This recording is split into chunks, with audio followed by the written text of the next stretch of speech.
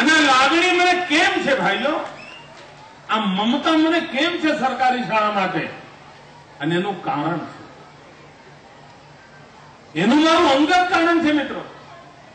લોકો એમ કહે છે કે સરકારી શાળામાંથી કશું ના થાય, એ બધાને મારે ડંકાની ચોટ પર કહેવું છે, આ રાજ્યનો મુખ્યમંત્રી સરકારી શાળામાં ભણીને મોટો થયો.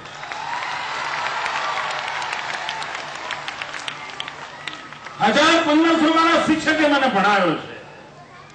જર્જરિત શાળામાં હું ભણ્યો છું. અને જો આ રાજ્યને સરકારી શાળામાં ભણેલો જ વિદ્યાર્થી મુખ્યમંત્રી બની શકતો હોય, એ સરકારી શાળા નાની ન જ હોઈ શકે, એની આબરૂ ઓછી ના હોઈ શકે, એ શિક્ષકનું કર્તૃત્વ ઓછું ના હોઈ શકે, અને આ વાત મારે ડંકાની ચોટ પર પહોંચાડવી છે. અને મને આ વાતનું ગર્વ છે મિત્રો કે હું બહુ લાંબી ફી ભરી શકાય એવા પરિવારનો નહોતો, અને તેથી ઉચ્ચ કક્ષાની શાળામાં ભણવું એવું મારું કુટુંબ નહોતું. સામાન્ય સરકારી શાળામાં ભણવાનું શરૂ કર્યું, અને એ શિક્ષકોએ જે આંગળી પકડી, એમણે જે સંસ્કાર કર્યા, આજે જીવન ગર્વથી કહી શકું છું કે મારા શિક્ષકો સામે મને માથું નમાવવાનું મન થાય છે. અને એ મારી જર્જરિત શાળા આજે પણ મને યાદ આવે છે કે જેણે મારા સંસ્કારનું ઘડતર કર્યું હતું.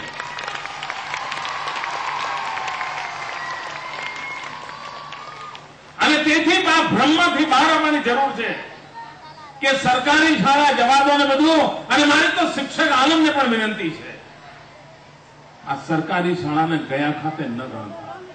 એક દિવસ એવો જોવા માંગુ છું કે લોકો પ્રાઇવેટ શાળામાંથી છોકરાઓને ઉઠાડીને સરકારી શાળામાં મૂકવા માટે લાઈન લગાવે.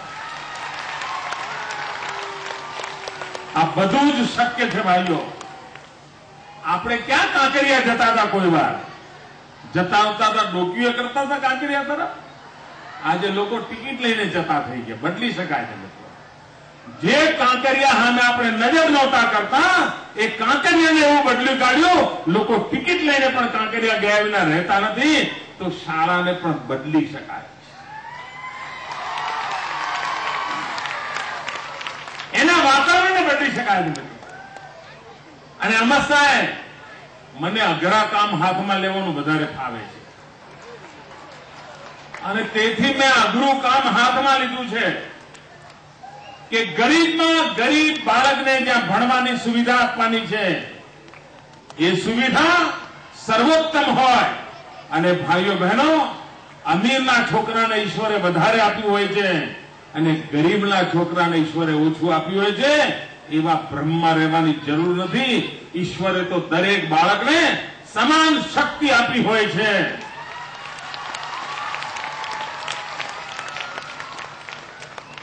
મિત્રો, માટી એ જ હોય છે, કરામત કુંભારના હાથની હોય છે કે એમાંથી મૂર્તિ બનાવે છે કે માટલું બનાવે છે. કરામત કુંભારના હાથમાં હોય છે. અને મને વિશ્વાસ છે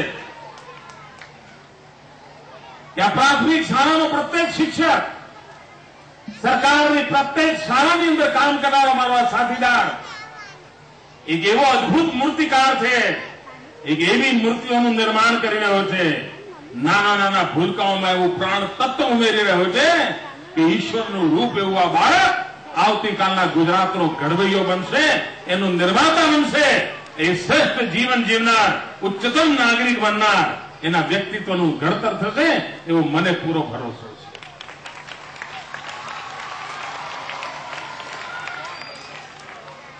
અહીં સ્કૂલ બોર્ડના સૌ મિત્રો અહીંયા હાજર હશે. અહીંયા મેં યોગના નિદર્શનનો કાર્યક્રમ જોયો.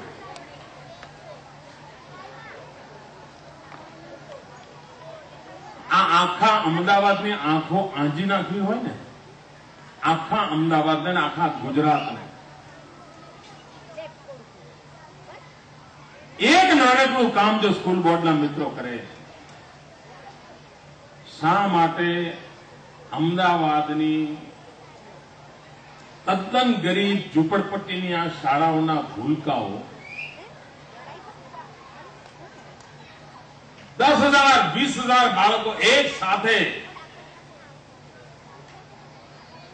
મ્યુઝિકના તાલ સાથે 1 કલાક માટે અદભુત યોગના નિદર્શન કરે એવી શક્તિ આ બાળકોમાં એક સાથે કેમ ન લાવી શકાય? મિત્રો, એક વાર નક્કી કરીએ 6 મહિનામાં અમદાવાદની જનતા અને ગુજરાતની જનતાને આપણે છાતી ઠોકીને બતાવી શકીએ કે આ અમારા બાળકો જુઓ કેવી એમનામાં કરામત છે. અને તમે જુઓ સ્થિતિ બદલાય છે કે નથી બદલાય. આ સરકારી શાળાના બાળકોએ આ કાર્યક્રમ કર્યો. આ જ કાર્યક્રમ 10,000, 20,000, 25,000 બાળકો. તમે જુઓ, એક સરસ મજાની શિક્ષણને ધમધમતું કરનારી અમદાવાદમાં ટીમ બની ગઈ છે. અને 2010માં જયારે ગુજરાત સ્વર્ણિમ જયંતિ ઉજવતું હોય ત્યારે જેમ ઓલિમ્પિકનું ઉદઘાટન થતું હોય ને દુનિયાભરના કલાકારો ભેગા થઈને સરસ મજાનું વિશ્વ આખું જોતું હોય એવો કાર્યક્રમ બતાવતું હોય છે. શા માટે મારી અમદાવાદની સરકારી શાળા ન બતાવી છે? એક સપનું લઈને ચાલીએ, એના માટે એક્સપર્ટ લાવીએ, આયોજન કરે, પ્લાનિંગ કરીએ, ટ્રેનિંગ ચાલુ કરીએ. અને 2010માં જયારે ગુજરાત એની સ્વર્ણિમ જયંતિ ઉજવતું હોય ત્યારે આજ મારી સરકારી શાળાના ગરીબ પરિવારના ઝૂંપડપટ્ટીના ભૂલકાઓ આખા દુનિયાની આંખને આજી નાખે એવો અદભુત કાર્યક્રમ કરી બતાવે. એ સપનું લઈને આગળ વધીએ. ભાઈઓ બહેનો, કાંકરિયાને એક નવા રોપ રંગ આપે છે. ત્યાંના બાળકો માટે, અમદાવાદના બાળકો માટે એ નવું તીર્થ ક્ષેત્ર બની ગયું. 50-60 હજાર લોકો રવિવારના દિવસે ત્યાં આવતા હોય. એ ભૂલકાઓના જીવનમાં એક નવી તાકાત મળતી હશે મિત્રો. અને એટલા માટે મેં કોર્પોરેશનના મિત્રોને કહ્યું છે કે આ વખતે 25 ડિસેમ્બરથી જયારે કાંકરિયાના નવીનીકરણને 1 વર્ષ થતું હોય ત્યારે 1 સપ્તાહ માટે કાંકરિયામાં એક મોટો બાળ મેળો યોજાય. મોટો બાળ મેળો ગુજરાતની ધરતી પર ન થયો હોય એવો બાળ મેળો સ્કૂલ બોર્ડ અને કોર્પોરેશનના મિત્રો કાંકરિયા પર જાણે બાળકો માટે સ્વર્ગ ઉતારી દે. મિત્રો, બાળકની જિંદગીને હસતું ખેલતું રાખવાની સમાજ તરીકે આપણી જવાબદારી છે. અને એમાં ગરીબના ઘરમાં ભરેલું બાળક, ઝૂંપડપટ્ટીમાં ઉછળેલું બાળક, એને આનો અવસર સૌથી વધારે મળવો જોઈએ.